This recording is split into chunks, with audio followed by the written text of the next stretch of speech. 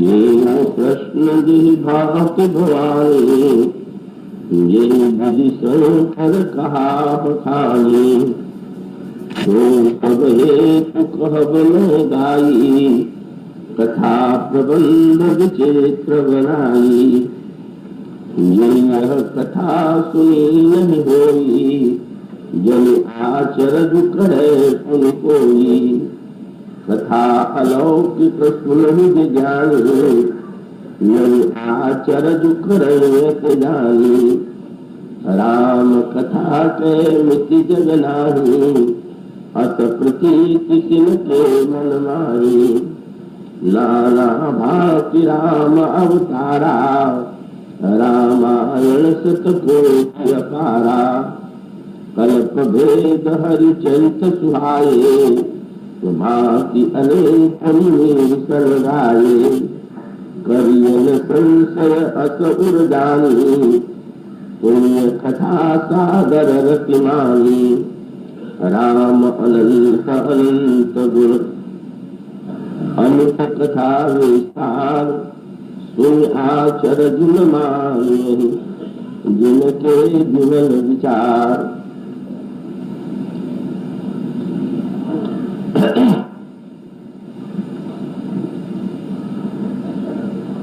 भगवान श्री राम की मंगल में कथा के रसिक महानुभाव भक्तिमती देवियों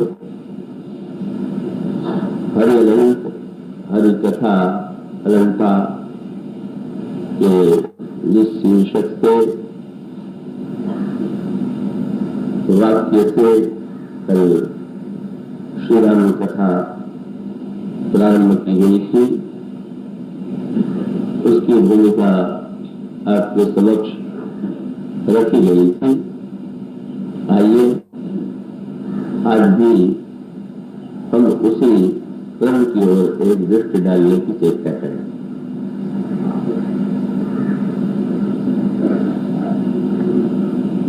अभी जो पंक्तियां आपके सामने पढ़ी गई हैं उसमें गोस्वामी जी ने एक महत्व का संकेत सूत्र दिया और वह संकेत सूत्र इस संदर्भ में है कि भगवान श्री राम को लेकर के नए कितने ग्रंथ भारतीय वाङ्मय में विद्यमान और ये श्री राम को लेकर के जो विविध ग्रंथ प्राप्त है चाहे वे काव्य की विधा में हो नाटक की विधा में हो पुराण और इतिहास की विधा में हो उन सब में एक भिन्नता की अनुभूति होती है। समस्त रामायणों की कथा को यदि मिला करके पढ़ें और देखें तो स्वभावतः कुछ कथाएं तो ऐसी होती हैं कि जो सभी में समान रूप से प्राप्त होती है पर कुछ कथाएं ऐसी हैं जिनमें बड़ी भिन्नता है और तब पढ़ने वाले के मस्तिष्क में मन में एक भ्रम उत्पन्न होता है या एक जिज्ञासा होती है कि समस्त राम कथाओं में से हम किसे प्रामाणिक रूप में स्वीकार करें। गोस्वामी जी के सामने उनके युग में भी यह समस्या थी। श्री रामचरितमानस के पठन पाठन में सर्वज्ञ व्यक्तियों को यह बड़ी बात ज्ञात है कि रामचरितमानस में भी अन्य रामायणों से अनेक भिन्नताएं। गोस्वामी जी से भी ये प्रश्न किया गया होगा और ये प्रश्न आज के युग में भी दोहराया जाता है कि इस भिन्नता का तात्पर्य क्या है। इतिहास में एक व्यक्ति का जन्म होता है और उसके चरित्र में जो घटनाएं होती हैं अगर कोई व्यक्ति लिखेगा तो घटनाओं में कोई भिन्नता नहीं होनी चाहिए, और यदि भिन्नता है तो फिर इसका अर्थ है कि उसमें से किसे हम प्रामाणिक माने या किसे अप्रामाणिक माने। और आज भी यह प्रश्न जो का तो विद्यमान है। पर इन पंक्तियों में गोस्वामी जी ने एक सूत्र दिया, और वो सूत्र बड़ा अनोखा है, और हरि अनंत हरि कथा अनंता के संदर्भ में उसे हृदयंगम कर लेना आवश्यक है। गोस्वामी जी से भी पूछा गया कितनी रामायण है। आज भी बहुत बड़ी संख्या में रामायण के ग्रंथ विद्यमान है, किंतु गोस्वामी जी ने इस संदर्भ में जिस अंक का नाम दिया वो तो चौंकाने वाला और बड़ा अविश्वस्त जैसा अंक है। अभी आपके सामने जो पंक्तियां पढ़ी गई उसमें गोस्वामी जी ने कहा कि रामायण शतकोटि, 100 करोड़ रामायण है। अब कितनी भी बड़ी संख्या में आज राम कथा के ग्रंथ क्यों न प्राप्त हो, पर 100 करोड़ की तो बात ही क्या है। शायद 1000-2000, बहुत कहे तो अतिशयोक्ति करके कहे तो कहे 10,000। पर जब गोस्वामी जी कहते हैं कि 100 करोड़ रामायण की संख्या है, तो ऐसा लगता है कि जैसे कवियों का स्वभाव अतिशयोक्ति करने का होता है। किसी बात को बढ़ा करके कहना ये कवियों की एक शैली है।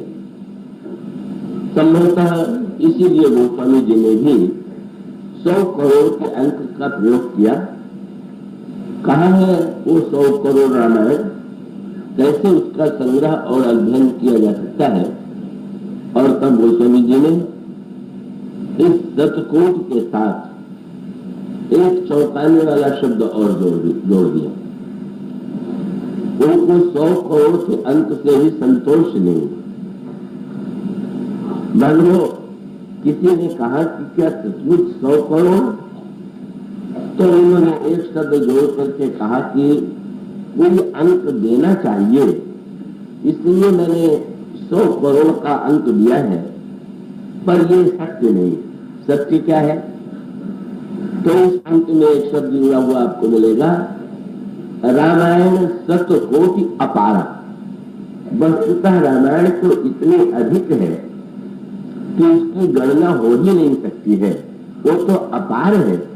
100 करोड़ का अंक तो एक अंक के बड़े अंक के रूप में मैंने ले लिया। गोस्वामी जी का इस अपारा शब्द से तात्पर्य क्या है?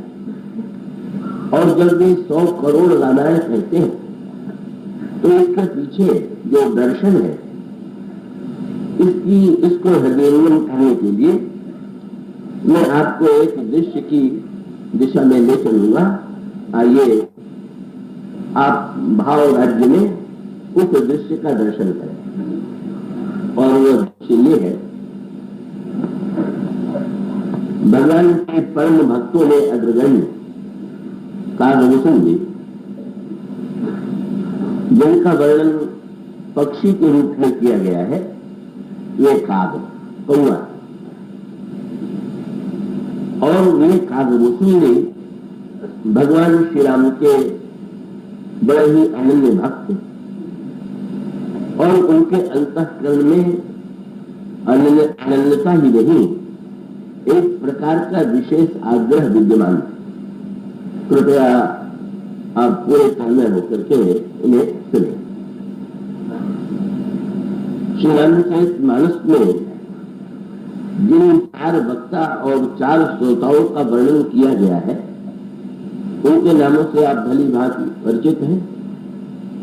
भगवान शंकर ने यह कथा पार्वती को सुनाई, कागभूषण जी के द्वारा गरुड़ को और पक्षियों को कथा सुनाई गई, याज्ञवल्क्य के द्वारा महर्षि भरद्वाज और मुनियों को यह कथा सुनाई गई और गोस्वामी जी के द्वारा यह कथा इस रूप में हमारे समक्ष आई।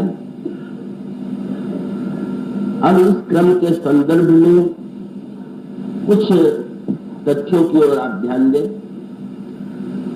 गोस्वामी जी यदि चाहते तो इस ग्रंथ को इस रूप में प्रस्तुत करते जैसे साधारणतया लेखक प्रस्तुत करता है, पर गोस्वामी जी ने एक संवाद परंपरा का जो वर्णन किया उसकी क्या आवश्यकता थी। और यदि चार वक्ता और वे चारों वक्ता श्रोताओं को एक ही कथा सुना रहे हैं, तो ऐसी स्थिति में चार वक्ता और श्रोताओं के संवाद की वस्तुतः इन्हें जिस रूप में प्रस्तुत कर दिया गया उसकी क्या आवश्यकता थी। और एक महत्व का सूत्र यह भी इस संदर्भ में आपके सामने रख देने योग्य है कि गोस्वामी जी से हम जब विचार करते हैं तो साधारणतया हम सब यही मानते हैं कि रामायण के रचयिता, रामचरितमानस के रचयिता गोस्वामी जी, किंतु गोस्वामी जी ने इसे स्वीकार नहीं किया। रामचरितमानस के आदि में और अंत में दोनों में ही उन्होंने यह कहा कि मैं तो अनुवादक मात्र हूं, मैंने तो केवल अनुवाद का कार्य किया है, तो यह मेरी रचना नहीं। और जब गोस्वामी जी यह वाक्य कहते तो ये स्वयं अपने आप में चौंकाने वाली बात है। और इसका अभिप्राय ये है कि भाई लेखक और अनुवादक इन दोनों में जब तुलना की जाती है तो लेखक को अधिक महत्व दिया जाता है, उसकी अपेक्षा अनुवादक को कम महत्व दिया जाए, स्वाभाविक। और उसका अर्थ ही ये हुआ कि जब किसी व्यक्ति ने लिखा तो मानो उसकी मौलिक प्रतिभा है, अपनी सूझ है, और स्वभावतः हम उसे वंदनीय और प्रशंसनीय मानते हैं। और जो अनुवाद करने वाला व्यक्ति है वह तो किसी लेखक के ग्रंथ को जब वो अनुवादित करके लोगों तक पहुंचाता है तो उसके अनुवाद की सफलता यही है कि वो लेखक की बात को दूसरों तक जो का त्यों पहुंचाने की चेष्टा करते हैं। उसमें यदि वह सफल होता है तो हम उसको वंदनीय मानते हैं। किंतु गोस्वामी जी ने जब लेखक के रूप में अपने आप को स्वीकार नहीं किया, बल्कि एक बड़ी इसको लेकर के विचित्र सी स्थिति उत्पन्न हुई। गोस्वामी जी ने यह लिखा कि मैं उस कथा का अनुवाद कर रहा हूं जो भगवान शंकर ने पार्वती जी को सुनाया, काकभूषण जी ने गरुड़ को सुनाया, याज्ञवल्क्य ने भरद्वाज और मुनियों को सुनाया, और उसी रामायण को मैं अनुवादक के रूप में प्रस्तुत कर रहा हूं। तो शोध करने वाले कई पंडित, कई विद्वान इस चिंता में निमग्न हो गए कि गोस्वामी जी जिस रामायण के अनुवाद की बात कह रहे हैं वह रामायण कहाँ। और जब उन्होंने खोज की तो ऐसी कोई रामायण नहीं मिली। और तब उसमें कुछ ऐसे भी प्रतिभाशाली थे कि जिन्होंने एक नया मार्ग निकाल लिया। उन्होंने रामायण की सारी पंक्तियों का संस्कृत में अनुवाद कर डाला, और संस्कृत में अनुवाद करने के बाद उन्होंने यह कहकर के प्रकाशित किया कि यही वो मूल रामायण है कि जिसका अनुवाद तुलसी दास जी ने किया। जब ऐसा प्रयत्न किया गया तो उसके पीछे गोस्वामी जी के वाक्य का मर्म न समझ पाने का ही कारण को वस्तुतः जब गोस्वामी जी ये कहते हैं कि मैं इसका लेखक नहीं, तो उसके पीछे दो सूत्र हैं, और वो दोनों ही सूत्र बड़े महत्व के हैं। एक तो यह कि भगवान शंकर ने जब पार्वती को कथा सुनाई तो भगवान शंकर तो कम से कम ये स्वीकार करें कि मैंने इस कथा का निर्माण किया और मैं तुम्हें सुना रहा हूं। पर भगवान शंकर जब पार्वती को कथा सुनाने लगे तो उन्होंने कहा, कागभूषुंडी ने गरुड़ को जो कथा सुनाई उन दोनों का संवाद मैं तुम्हें सुना रहा हूं। बड़ी अद्भुत बात है। और जब कागभूषुंडी जी गरुड़ जी को कथा सुनाते हैं तो वे कहते हैं कि शंकर जी ने जो पार्वती जी को सुनाया मैं वो सुना रहा हूं। और जब याज्ञवल्क्य जी कथा कहते हैं तो ये कहते हैं कि जो शंकर ने पार्वती को सुनाया, कागभूषण ने गरुड़ को सुनाया, उसे मैं सुना रहा हूं। क्या अभिप्राय? और इसका तात्पर्य यही है। और गोस्वामी जी भी उसी परंपरा को आगे बढ़ाते हैं। वे कहते हैं कि मैं तो अनुवादक मात्र हूं, मूल रचयिता नहीं। तो वस्तुतः इसका तात्पर्य यह है कि यह जो श्री राम है वो अनादि और अनंत है और उनकी कथा भी अनादि और अनंत है।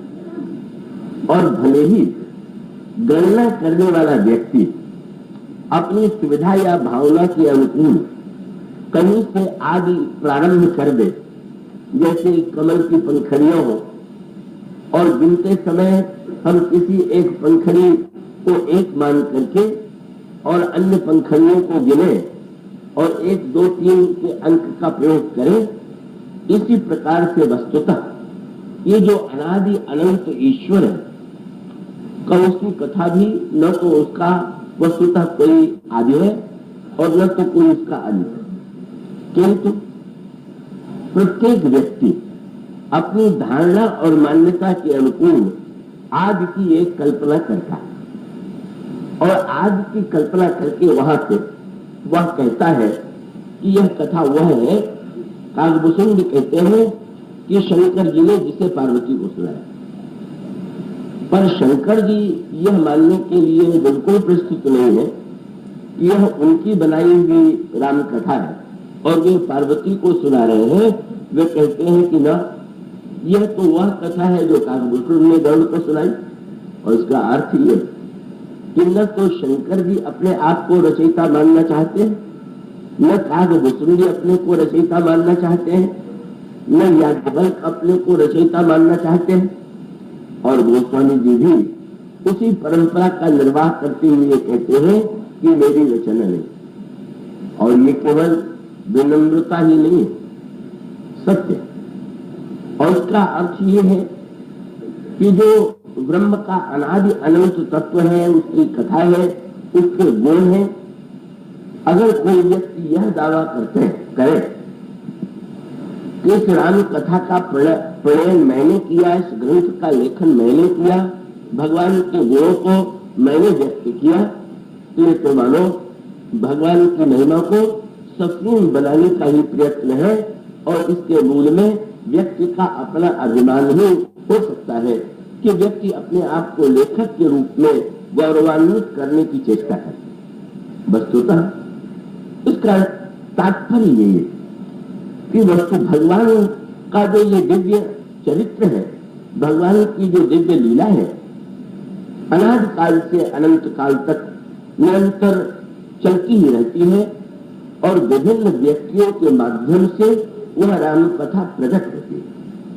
और जब किसी व्यक्ति के माध्यम से प्रकट होती है तो स्वभावतः जिसके मुख से हम सुनते हैं, जिसके माध्यम से हम सुनते हैं, हम उसी को वक्ता के रूप में, प्रवक्ता के रूप में या लेखक के रूप में स्वीकार कर लेते हैं। पर यदि हम राम के गुणों की अनंतता को, अनादित्व को समझना चाहते हैं, कि हमारे यहाँ संस्कृत की परंपराओं में, जैसे आपने अपने धर्म के संदर्भ में सुना होगा,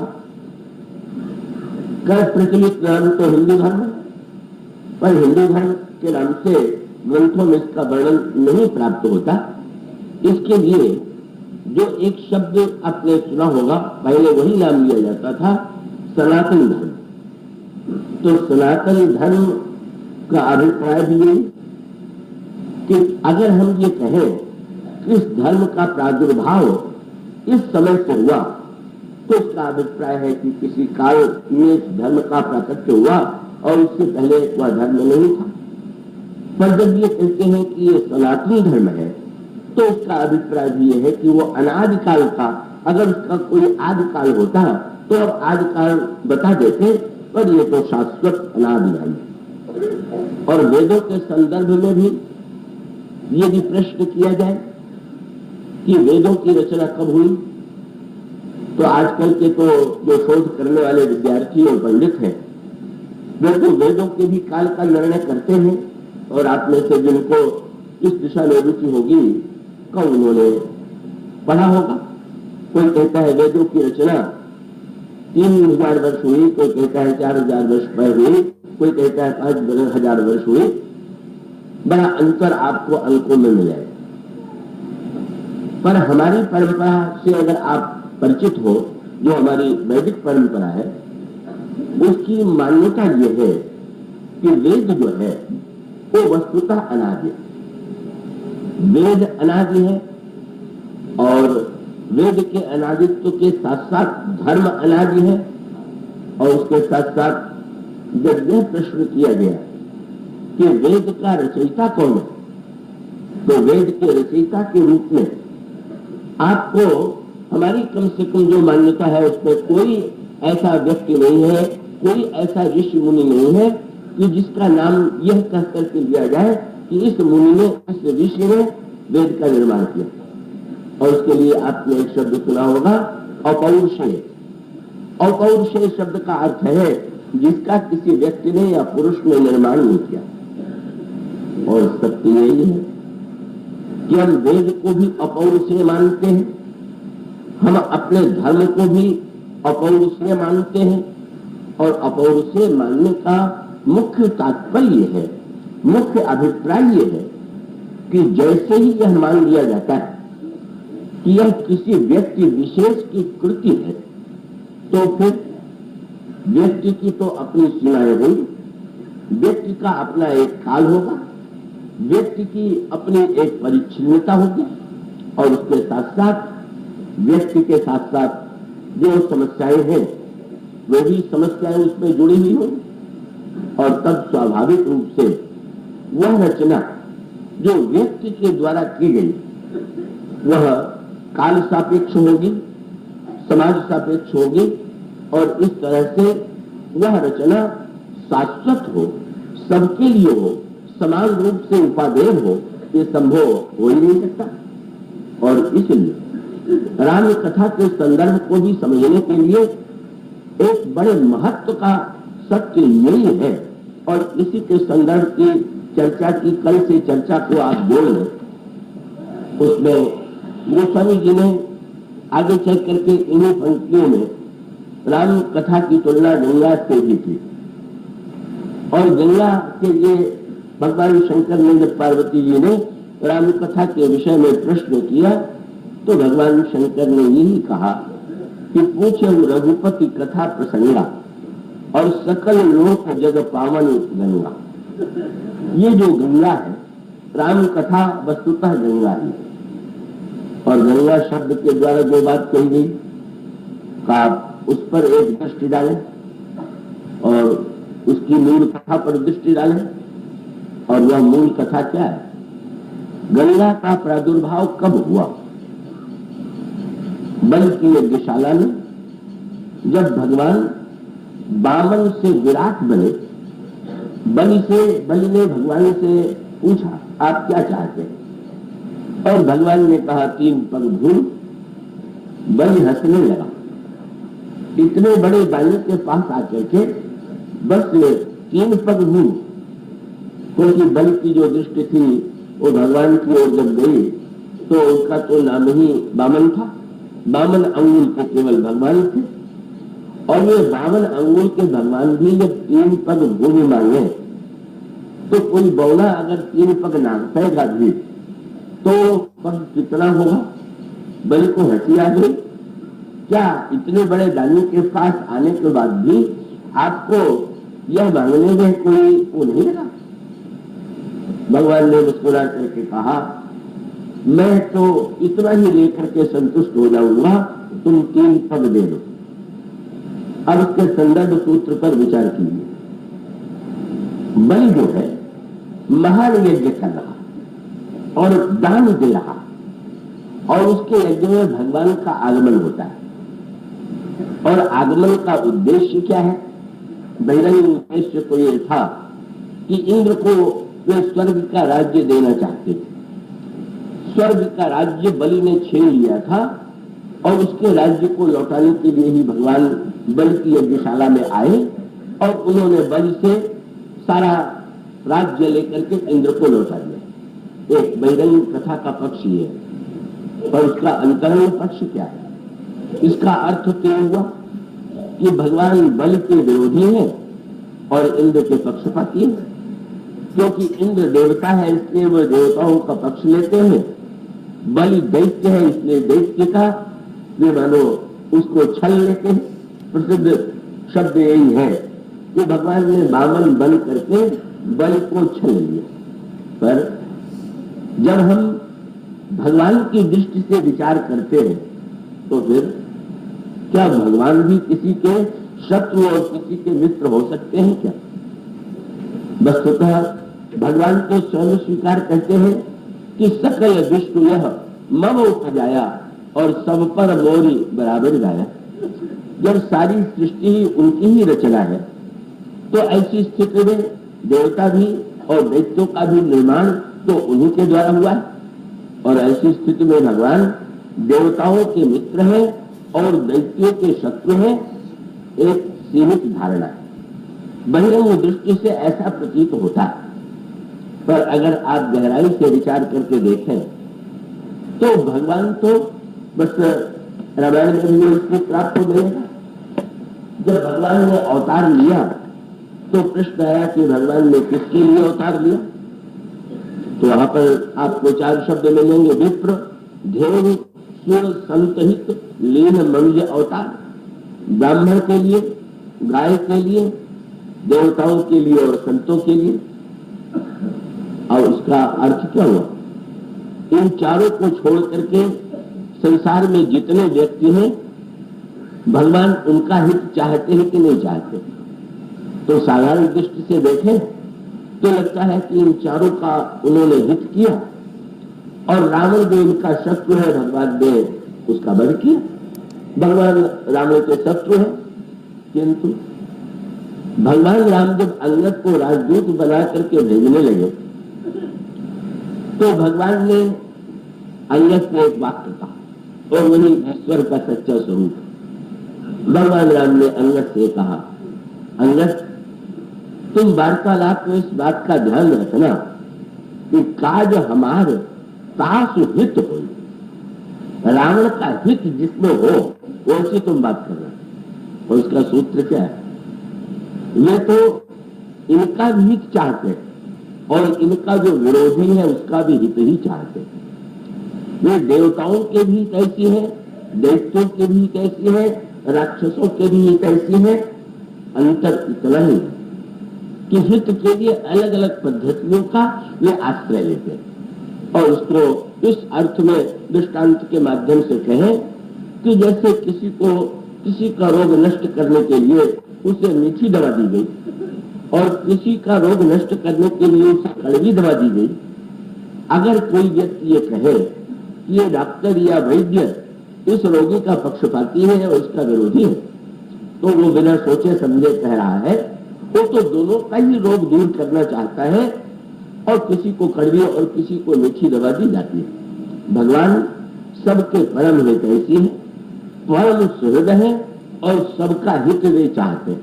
और इसलिए इंद्र ने जब यह कहा कि मेरा राज्य बलि ने छीन लिया, मेरा स्वर्ग बलि ने छीन लिया, आप मेरे राज्य और मेरे संपत्ति को वापस दिला दीजिए, तो भगवान ने मानो इंद्र की आकांक्षा को पूर्ण करने के लिए बामन का रूप बनाया और इंद्र को उसका राज्य लौटा दिया। किंतु दूसरे पक्ष पर ध्यान दें, भगवान की करुणा इंद्र पर जितनी है बलि पर उससे भी अधिक।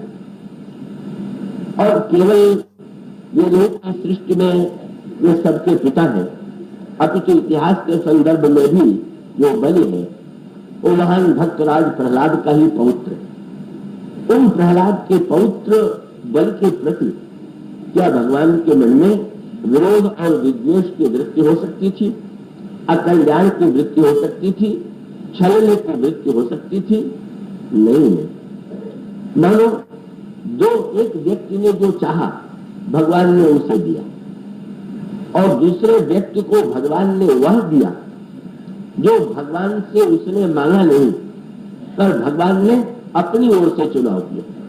और इसमें तो बहुत बड़ा अंतर है। जब हम भगवान से कुछ मांगते हैं तो कभी कभी हम चुनाव करने में भूल कर बैठते हैं, दुर्योधन की भांति, जिसके सामने एक ओर भगवान थे और दूसरी ओर युद्ध करने वाली सेना थी, और उसने प्रसन्नता पूर्वक सेना को स्वीकार कर लिया और भगवान को अस्वीकार कर दिया। किंतु जब भगवान यह निर्णय करते हैं कि हम इसे क्या दें, तो स्वभावतः वह जो उनका निर्णय होता है वो तो ईश्वर के द्वारा किया गया निर्णय है। तो रामायण में मांगने वालों में सबसे चतुर अगर कोई पात्र है तो सुतीक्ष्ण जी। भगवान ने उनसे जब ये कहा कि मैं बहुत प्रसन्न हूं, जो मांगना हो मांग लो, तो सुतीक्ष्ण जी ने बहुत मधुर वाक्य कहा। उन्होंने कहा, मैंने मुनि कहा मैं बर कबहू न जाचा और समझ न पड़े झूठ का साचा। महाराज, आज तक मांगने की कला में जो लोग नित्य मांगते रहते हैं वो निपुण हो जाते हैं, पर मैंने तो आज तक किसी से मांगा ही नहीं और मुझे ये पता ही नहीं है कि क्या सही है और क्या झूठ है। तो तुम ही नीक लागे रघुराई सो मही देहु दास सुखदाई। आपको जो अच्छा लगे आप दे दीजिए। प्रभु बड़े प्रसन्न हुए। एक व्यक्ति ने मुझ पर भार दे दिया, विश्वास कर लिया। उसका अर्थ ये है कि हम लोग तो मांगते समय भगवान पर भी विश्वास नहीं कर पाते हैं, बता देते हैं कि हमें ये दीजिएगा, क्योंकि हमें चिंता बनी रहती है कि कहीं भगवान मनमाना निर्णय न कर ले, न जाने क्या कह दे। तो वस्तुतः हम भगवान की शक्ति पर भरोसा भले ही करते हो, पर भगवान के विवेक पर तो हमारा विश्वास है नहीं। इसलिए व्यक्ति अपनी ओर से कहता है कि ये दीजिए, पर सुतीक्ष्ण जी ने कहा आपको जो प्रिय लगे वो दे दीजिए। भगवान ने प्रसन्न होकर के दे दिया। और जब प्रसन्न होकर के प्रभु ने दिया तो इतना उदारता से मांगने वाले को रामायण में जिन्होंने मांगा उनको नहीं मिला। भगवान ने तुरंत कहा, अविरल भगत विरत विज्ञाना ओ सकल गुण ज्ञान निधाना। एकदम खजाना खोल दिया, सब दे दिया, भक्ति वैराग्य ज्ञान सब दे दिया। सुतीक्ष्ण जी ने सचमुच जैसा पाया। काकभूषण जी ने तो एक भगवान से काकभूषण जी का संवाद हुआ तो उसमें उनको यही लगा कि सब देने की बात आई, पर भक्ति का नाम नहीं दिया गया। पर भगवान ने तो सुतीक्ष्ण जी को अपनी भक्ति ही दे दी। यह सुतीक्ष्ण जी बहुत ही रस की सृष्टि करने वाले पात्र हैं। उन्होंने भगवान से जब भगवान ने वरदान दे चुके तब उन्होंने तुरंत कहा, बोले प्रभु का आपने जो प्रिय लगा वो मुझे दे दिया और अब सो देहु मोह जो भाव। आपने वो दिया जो आपको अच्छा लगा, अब वो दीजिए जो मुझे अच्छा लगता। भगवान ने मुस्कुरा करके कहा, अभी तो तुम कह रहे थे कि मुझे मांगना आता ही नहीं, ये कहां से आ गया? तो उन्होंने कहा, नहीं महाराज आता तो नहीं, पर आपने अभी विवेक भी तो दे दिया तो उसके बाद हम मांगना आ गए। राजा रूप में रहिए, चंद्रमा के रूप में रहिए, निरंतर उनका अभिप्राय ये था। आप वन में हैं तो मेरा हृदय वन समझ लीजिए। तदपि अनुज श्री सहित खरारी बसहु मनस्य मम कानन चारी। मैं ये नहीं कहूं कि आप मेरे हृदय भवन में निवास कीजिए, तो शायद आप कह देंगे कि भाई पिताजी की आज्ञा तो मुझे वन में रहने की है, मैं भवन में कैसे रहूं? तो महाराज मैं विश्वास दिला देता हूँ, ये बसहु मनस्य मम कानन चारी, मेरा मन ही तो जंगल है, इस जंगल में ही आप डेरा डाल दी। पर भक्त को चिंता हो गई। 14 वर्ष बाद तो भगवान श्री राम लौट करके चले जाएंगे और तब ये कहेंगे कि भाई अब तो वन की लीला समाप्त हो गई, अब तो मैं राजमहल में चला। तो तुरंत उन्होंने कहा, आप चिंता नहीं कीजिए, अभी तो आप इस मन को वन के रूप में पाइए, पर आगे बोले जो कौशलपति राजीव नैना करो राम हृदय मम आयना, मैं जंगल कटवा दूंगा, आपके लिए महल बनवा दूंगा और आप उसी में रहिए, तब ये आपका भवन बन जाएगा। और फिर भक्त को लगा कि नहीं, इसमें भी कमी रह गई। भगवान तो अवतार काल में केवल 11,000 वर्ष रहते, चले जाएंगे कि भाई अब तो अयोध्या की लीला भी समाप्त हुई। तो तुरंत कह दिया, मम हिय गगन इंद्र इव बसहु सदा अनेका, आकाश में जैसे चंद्रमा निरंतर निवास करता है, इसी तरह से मेरे हृदय आकाश में निवास कीजिए।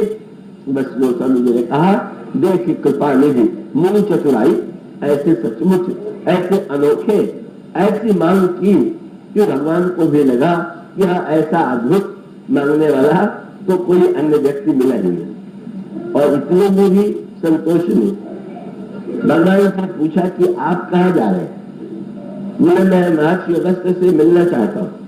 पहले मैं भी मिलने चाहता था, पर यह संयोग अच्छा है कि अब आप जा रहे हैं तो आपके साथ ही चला चलूं, तो इसमें कोई खास बात तो नहीं है।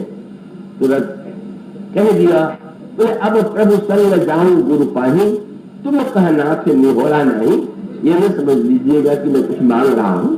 अब आप जा ही रहे हैं तो आपके साथ एक व्यक्ति और चला चले। तो हंसते खूब आनंद लेते हैं इस मांगने वाले को देख करके। और देख कृपा निधि मुनि चतुराई लिए संग दिन से दो भाई, एक आनंद का साम्राज्य छा गए। तो भाई ये देना और लेना भी तो सब लोग नहीं जानते। रावण देना भी नहीं जानता था, लेना भी नहीं जानता। शंकर जी को 10 सिर दिया और अभिमान नहीं दिया, जो कल आपके सामने चर्चा कर ली। और मांगा तो भक्ति और ज्ञान का वरदान न मांग करके हम काहू के मरे न मारे, दोनों ओर से बेचारे का दुर्भाग्य था, न देना आया न लेना आया। पर यहाँ तो बल की एक दिशाला है, प्रभु एक और अभिनय कर रहे हैं, इंद्र मांगने वाला है। इंद्र ने इसीलिए भगवान को अपना छोटा भाई बनाया। ये वामन भगवान जो है, इनका वर्णन किया गया है इंद्र के छोटे भाई के रूप में। और रामायण में भी जब अत्रि जी ने भगवान की स्तुति किया तो आपको शब्द मिलेगा, सची पति प्रिया निजम। सची इंद्र की पत्नी का नाम है, सची पति इंद्र के आप छोटे भाई। मानो एक हमारा जो आध्यात्मिक संकेत तो रामायण में विशेष रूप से दिखाई देता है, वो ये कि इंद्र ने छोटा भाई बनाया। वैसे तो रामायण में लक्ष्मण जी के भगवान राम बड़े भाई, पर इंद्र के छोटे भाई। और दोनों में अंतर क्या है? लक्ष्मण जी मूर्तिमान वैराग्य और इंद्र महान भोगी। और इसका अभिप्राय यह है, वैराग्यवान ईश्वर को बड़ा भाई बनाना चाहता है, पर भोगी तो भगवान को छोटा भाई ही बनाना पसंद करता है। क्योंकि ये परंपरा है कि छोटे भाई को बड़े भाई की आज्ञा का पालन करना है। तो वैराग्यवान कहता है कि आप मेरे बड़े हैं, आप आज्ञा दीजिए और मैं आपका पालन करूं।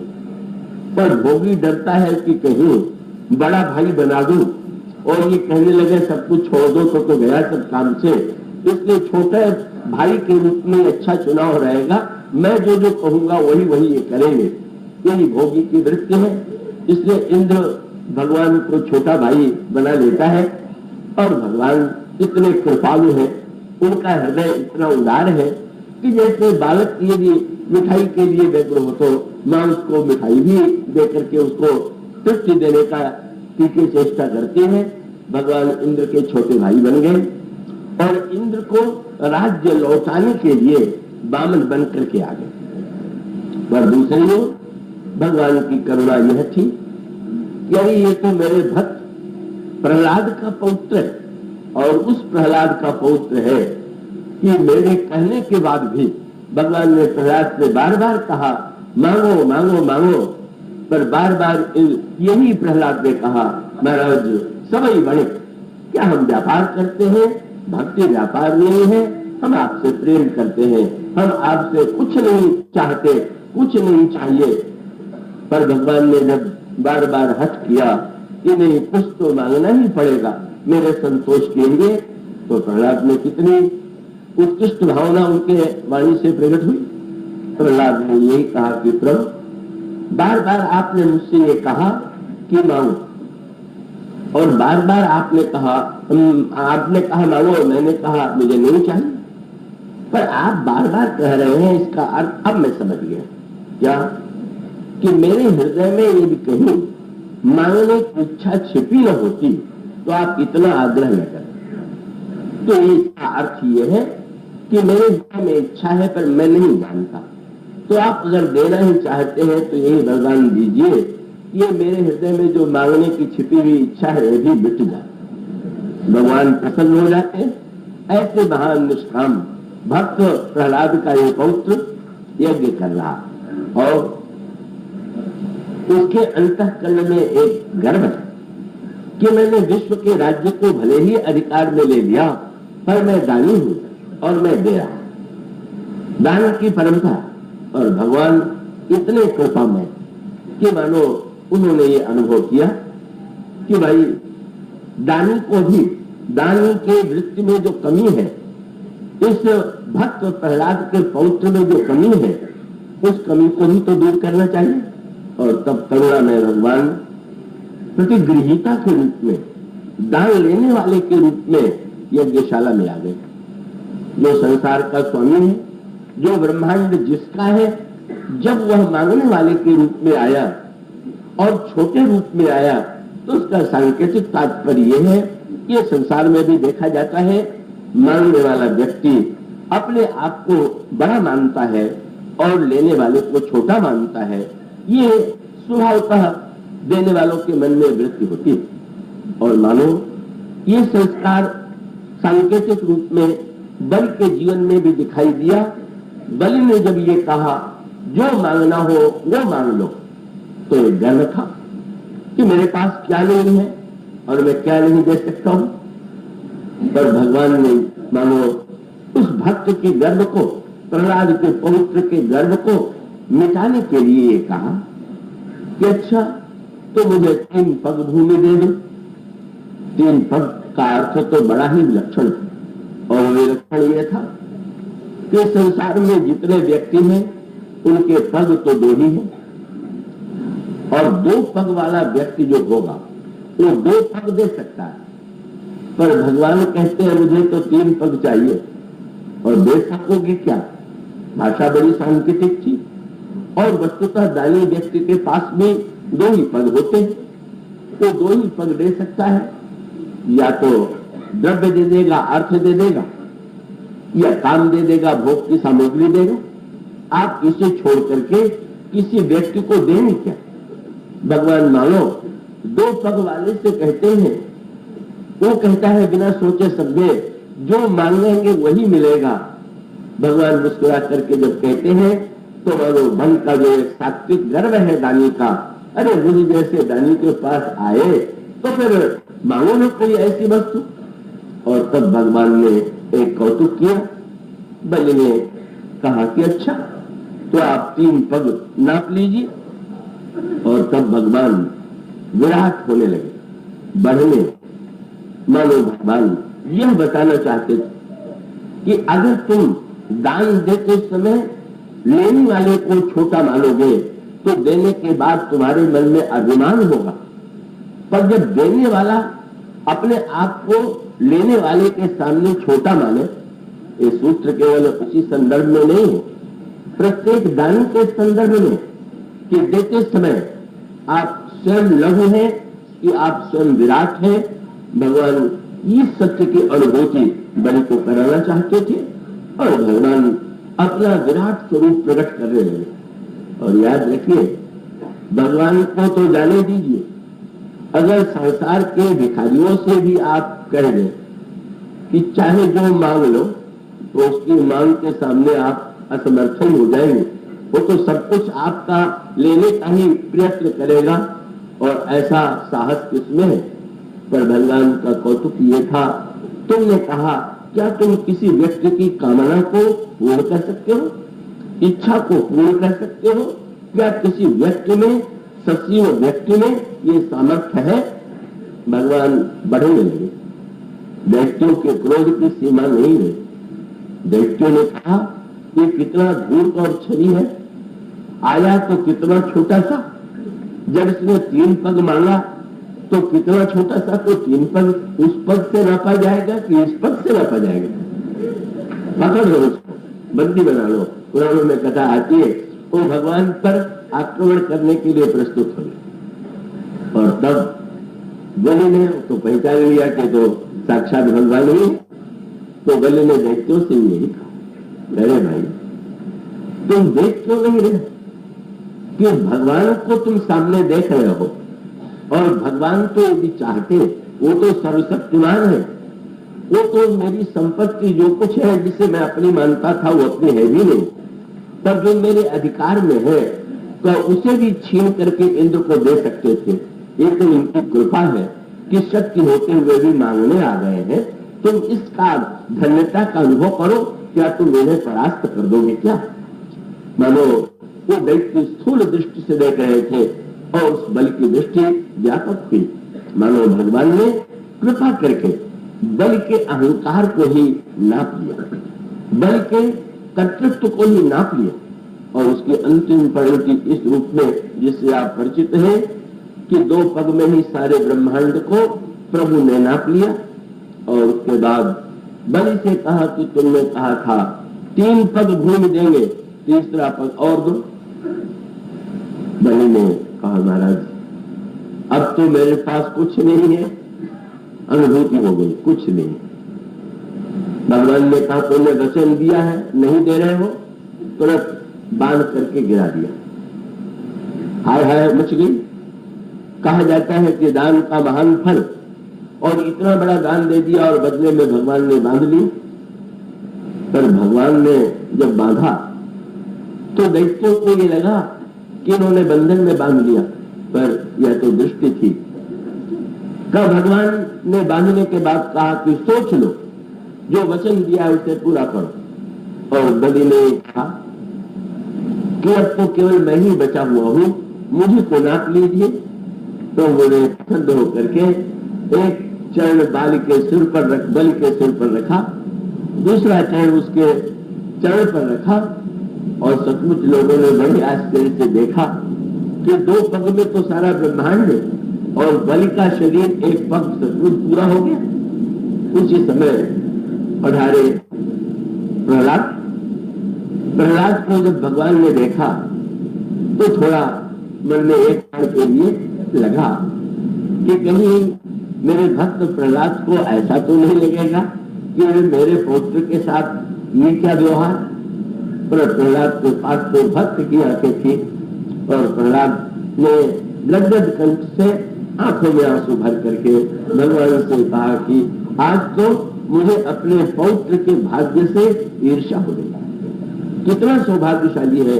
और मैं समझता हूं कि मैं तो आपका बड़ा कृपा पात्र अपने को मानता था, पर ये मुझसे अधिक भाग्यशाली है। प्रभु ने पूछा, ऐसा कैसे लग रहा? बोले, प्रभु आप आए मेरे लिए, पर मेरे बुलाने पर आए और इसकी यज्ञशाला में बिना बुलाए आ गए। पहला अंतर तो मुझ में यही। और दूसरा अंतर यह है कि आप जब आए भी तो आपने हिरण्यकशिपु का वध किया, और इस पर कितनी कृपा है कि आप इसके अहंकार का वध करने के लिए ही यहाँ पर पधारे हुए। और इसके साथ साथ आप जब आए तो मुझसे यही कहा कि प्रहलाद चाहे जो मांग लो, पर इससे आपने स्वयं कह दिया मुझे दे दो, और अंत में तो ये धन्य हो गया। आपने बांध लिया, और बांध लिया वो कल वाले शब्द पर ध्यान दीजिए। ये जो रस्सी होती है उसके लिए संस्कृत में शब्द है गुण। मानो प्रहलाद ने कहा, प्रभु आपके पास जो बंधन है वो तो आपके गुण का ही बंधन है, और आपके गुण के बंधन में जो बन गया उससे बढ़कर के तो कोई सौभाग्यशाली नहीं। वो बिहारी का प्रसिद्ध दोहा आपने सुना होगा। बिहारी ने भगवान से यही प्रार्थना किया, मोहु दीजय मोक्ष जो अनेक पापिन दियो। भगवान ने कहा यदि मोक्ष न दे तो जो बांधे ही पोष तो बांधो अपने गुणन। अगर आपको बांधने में संतोष हो तो प्रभु आप अपने गुणों में बांध लीजिए।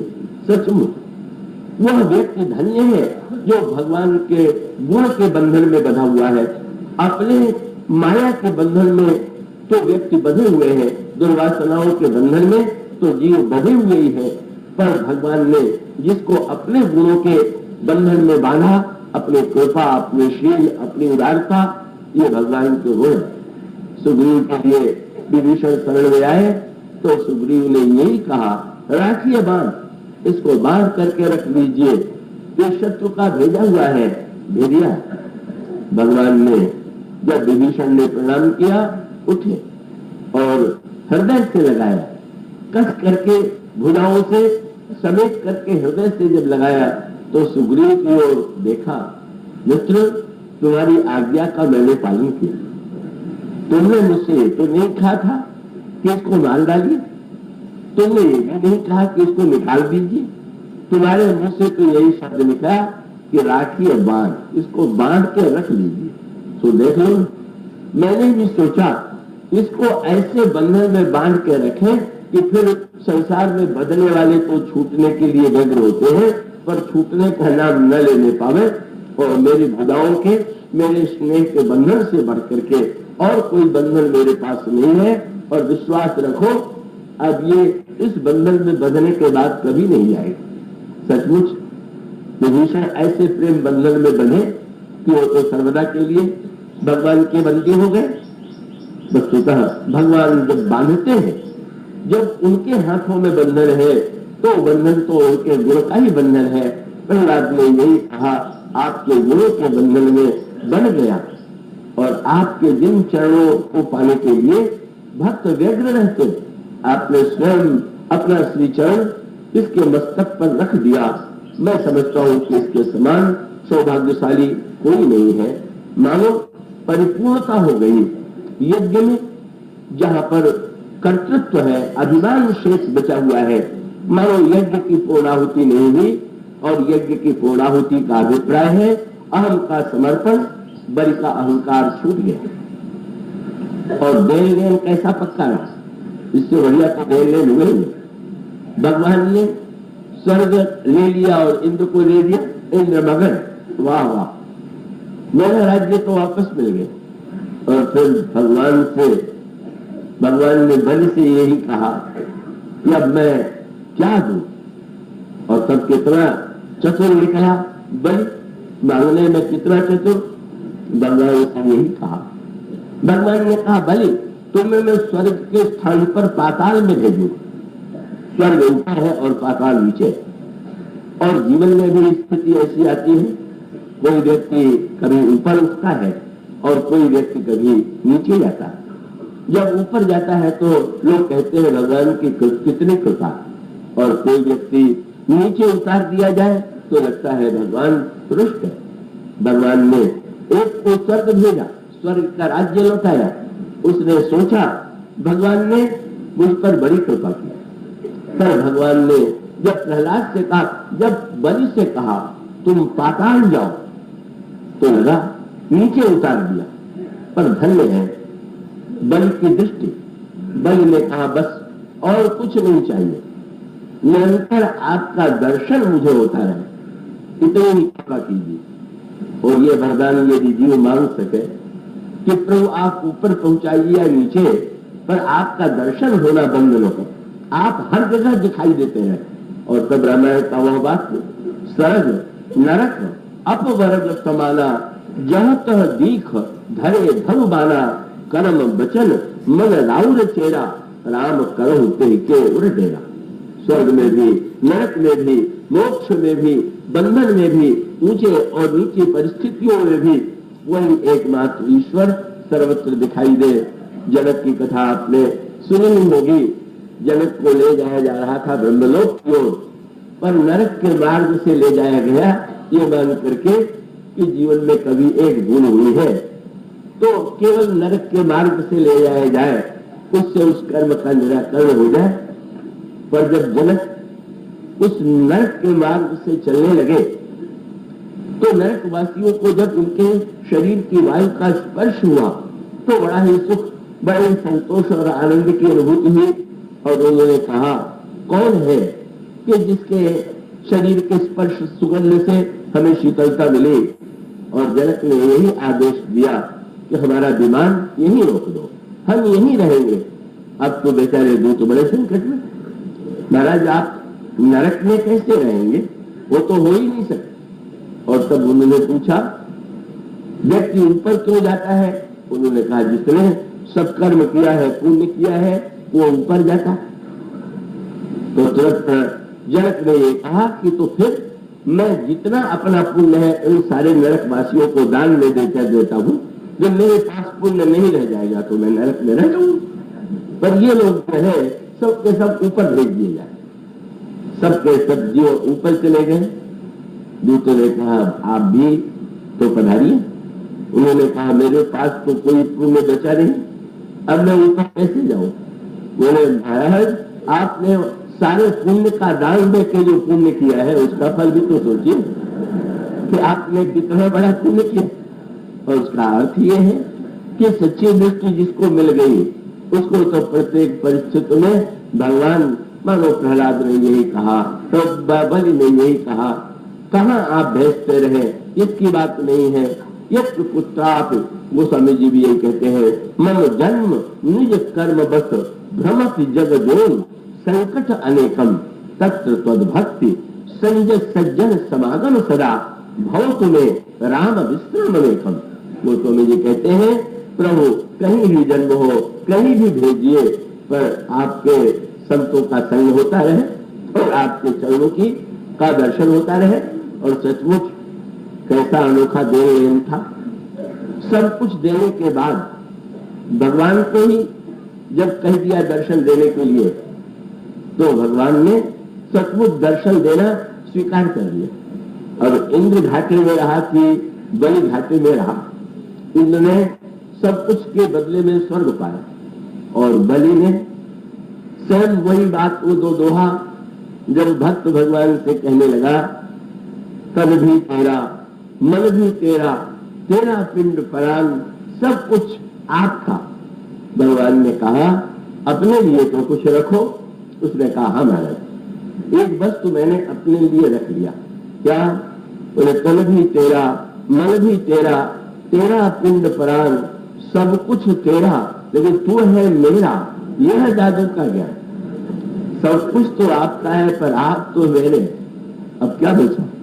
और कितने उदार प्रभु है। कैसा कह सकते थे, अच्छा तो मंदिर बनवा दो पाताल लोक में और वह मेरा नित्य दर्शन करते रहना, या मैं पाताल लोक में तुम्हारे महल में रहूंगा, तुम दर्शन करते रहना। भगवान ने यही कहा कि मैं दर्शन तुम्हें नित्य दूंगा और पाताल में तुम्हारे महल का द्वारपाल बन करके दर्शन दूंगा। ऐसी उदारता, दर्शन ही नहीं, स्वामी बन करके नहीं, द्वारपाल बन। मानो संकेत ये था कि भाई हम द्वारपाल इसीलिए रखते हैं चोर डाकू भीतर बैठ न जाए।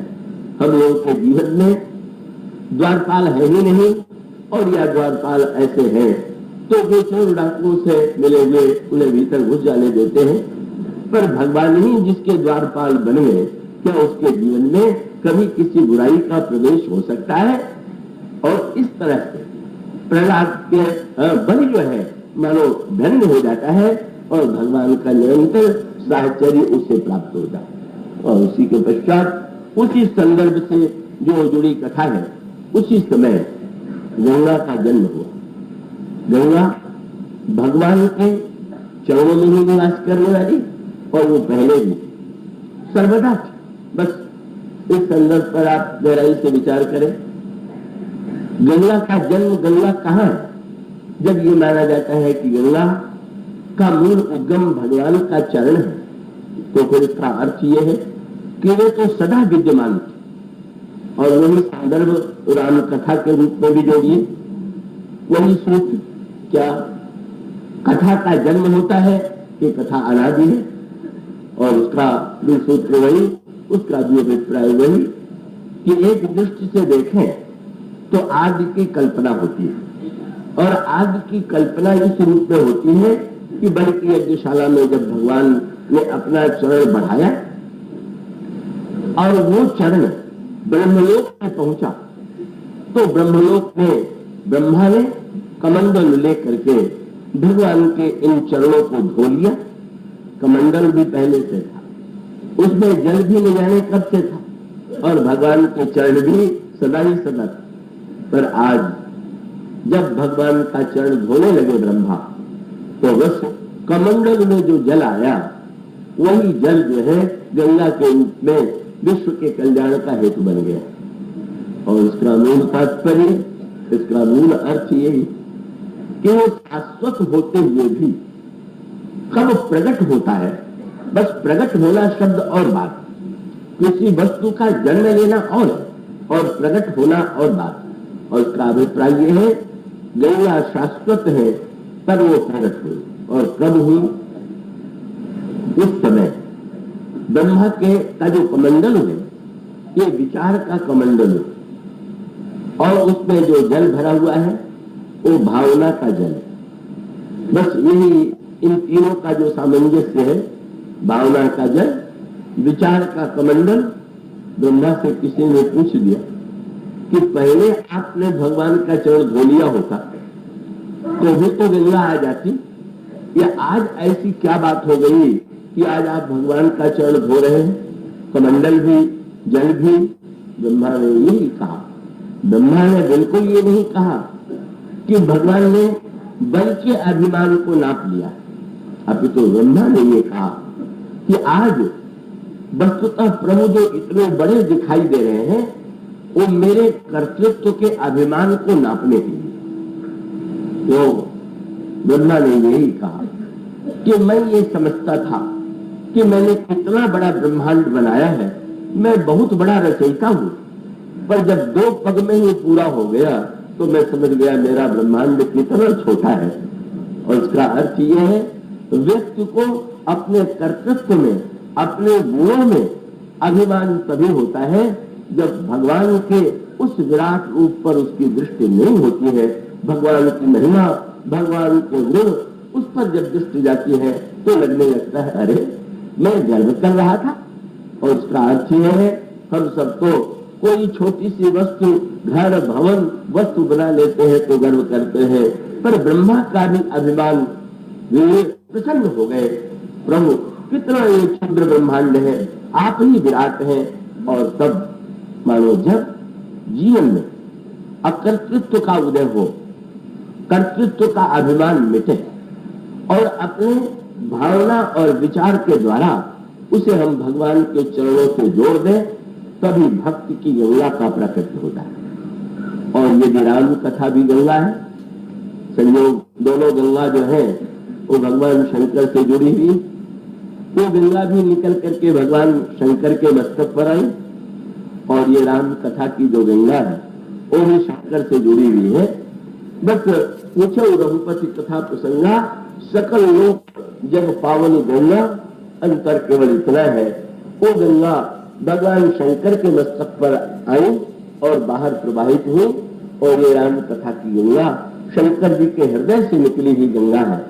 और भाई मस्तिष्क से निकलने वाली गंगा की अपेक्षा हृदय से निकलने वाली गंगा की जो महिमा है उसकी तुलना तो किसी से की ही नहीं जा सकती है। वो गंगा की धारा प्रवाहित हुई और इसका मूल अर्थ यह हुआ कि अगर किसी व्यक्ति को यह लगता है कि भगवान की कथा का मैं निर्माण कर सकता हूं, उसे मैं लिख सकता हूं, उनकी महिमा का वर्णन कर सकता हूं, तो धृष्टता की पराकाष्ठा है। सत्य तो यही है कि जिस समय भगवान की विराट महिमा पर दृष्टि जाएगी और विराट दृष्टि का जब ये ध्यान आएगा, आने लगेगा प्रभु के गुण, प्रभु की लीला, प्रभु का चरित्र कितना अनंत है और किस व्यक्ति में वो सामर्थ्य है कि उसका वर्णन कर सके, ये निर्भिमानता की वृत्ति लेकर के जब कवि भावना और विचार के द्वारा भगवान के चरणों को धोएगा, भगवान के चरणों से जोड़ेगा, तो ही राम कथा की गंगा निकलेगी। भगवान शंकर यही कहना चाहते थे। पार्वती, कौन कहता है कि राम कथा का निर्माता मैं हूं? कुछ नहीं, मेरे माध्यम से तुम्हें सुनने को मिल रही है। और ये कथा तो वो है जो काव्यवसुंद ने गरुड़ को सुनाई थी, और सबका मूल तात्पर्य है कोई आदि नहीं मानता, और जिसने आदि मान लिया वो तो कथा की गंगा होंगी नहीं, वो तो कथा के नाम पर कोई और पोखर उखर होगा और कोई बात होगी। तब बस अकर्तृत्व, मूल में ये अकर्तृत्व की निवृत्ति ही। और इसीलिए इस संदर्भ में मुझे बात याद आती है, गोस्वामी जी से किसी ने पूछ दिया कि ये रचनाएं आपकी मौलिक प्रतिभा है क्या? तो गोस्वामी जी ने कहा बिल्कुल, ये मेरी मौलिक प्रतिभा नहीं, ये तो तोता रटंक। किसी की निंदा करना चाहे, कोई भाषण दे दे और किसी को मालूम हो कि इसने तो उस ग्रंथ से रखा है या वहां से सुन के कह दिया है, तो कहेंगे ऐसे तोता रटंक। दूसरी बात से पूछा गया, आप ये जो राम की कथा सुना रहे हैं, ये तोता रटंक है कि आपकी बनाई हुई कथा? गोस्वामी जी ने कहा तोता रटंक। अरे तो कितनी ऊंची बात उसके साथ उन्होंने जोड़ दी। जब लोगों से उन्होंने कहा तो भगवान राम से उन्होंने कहा, बोले आप हो नीचे के जानत, राम तिहारो भरायो बढ़ायो। और शब्द अगला क्या है? कीर जो नाम रटे तुलसी, मैं तो तोते की तरह आपका नाम लेता हूं, आपके गुणों का गायन करता हूं। पर बहुत सुंदर सूत्र उन्होंने दिया। तोता रटंत माने, गोस्वामी जी ने कहा भाई कोई विद्वान भाषण दे तो ध्यान आता है कितना अच्छा बोलता है, पर तोता बढ़िया बोलने लगे तो ये ध्यान नहीं जाता है कि इसने कितना बढ़िया वाक्य कहा, तो ध्यान आता है कि इसने पढ़ाया। तोते को देख करके पढ़ाने वाले की याद आती है, तोते की नहीं। तो इस तोते को देख करके आपको पढ़ाने वाले की याद आवे तो सार्थकता है, और तोते की याद रह गई और पढ़ाने वाला भूल गया तो इससे बढ़कर दुर्भाग्य कोई नहीं हो। और वो पढ़ाने वाला कौन है? तो मैंने यही कहा, आप ही आप हो नीके के जानत, राम तिहारो भरायो बढ़ायो, कीर जो नाम रटे तुलसी। लेकिन पढ़ाया किसने? तो कहे जग जानकी नाथ पढ़ाए।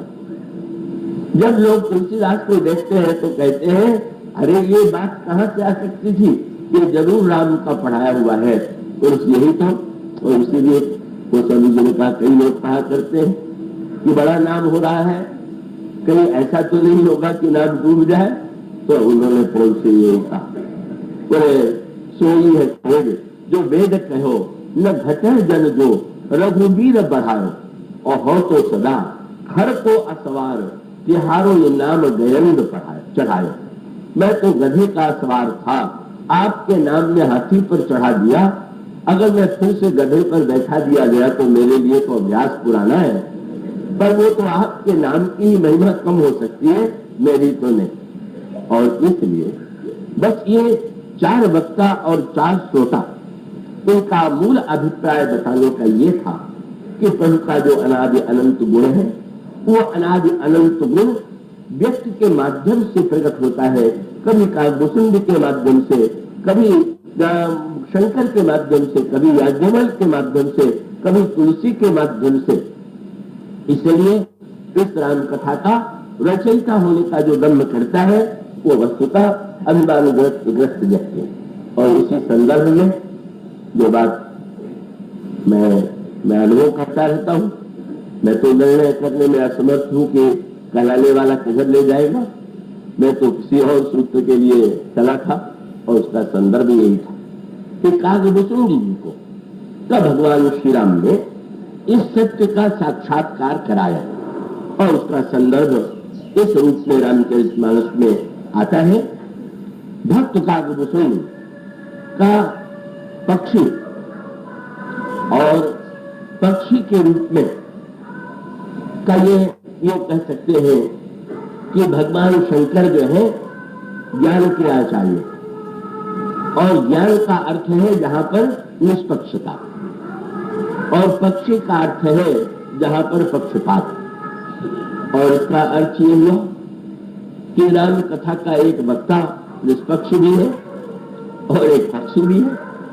और इससे बढ़िया क्या बात होगी कि किसी बात में निष्पक्ष को भी आनंद आवे और पक्षी को भी आनंद आवे। उस पक्षी के आनंद के संदर्भ में, उस आनंद में भगवान ने एक अनोखा कौतुक किया। और उस संदर्भ में रामायण शतकोटि अपारा का जो सूत्र है, उसका समाधान रामायण 100 करोड़ ही नहीं, रामायण तो अपार है। और इस 100 करोड़ और अपार का अर्थ यदि आप ठीक ठीक समझना चाहें, अगर आप केवल पुस्तकालयों में जाकर के खोज करने लगे और अंत में घोषित कर दें कि ये तो गोस्वामी जी की अतिशयोक्ति थी, कहीं इतनी रामायण नहीं प्राप्त है, तो गोस्वामी जी के वाक्य को आप नहीं समझ पाए। उस समय काकभूषण जी को भगवान ने खेलते हुए इस सत्य का साक्षात्कार कराया था कि रामायण सचमुच 100 करोड़ नहीं, अमित है, अपार। पर इसका रहस्य हृदयंगम करने के लिए आपको कल प्रारंभ से आना होगा। आज बस समय की एक ऐसी बाध्यता है, और समय की सीमा तो मैं लांग जाता हूं, पर इतना मैं श्रोताओं से कभी कभी ऐसा नहीं हुआ तो मैंने यही कहा भोपाल में कि आइए तो समय से, और जब जाइए तो रामायण के समय। और उसका अर्थ ये है कि जब भगवान का अवतार हुआ तो मास दिवस कर दिवस भाव रम जाने को। अरे भाई, 1 महीने का दिन हो गया तो अगर 2 घंटे का 1 घंटा हो जाए तो आप लोग घबराइएगा नहीं। तो इसका अर्थ ये है, कल हम इस पर ध्यान देंगे, विचार करेंगे ये 100 करोड़ रामायण, अनंत रामायण किस अर्थ में है। और ये ध्यान रहे कि कल से कथा का समय 6:30 बजे। बोलिए क्या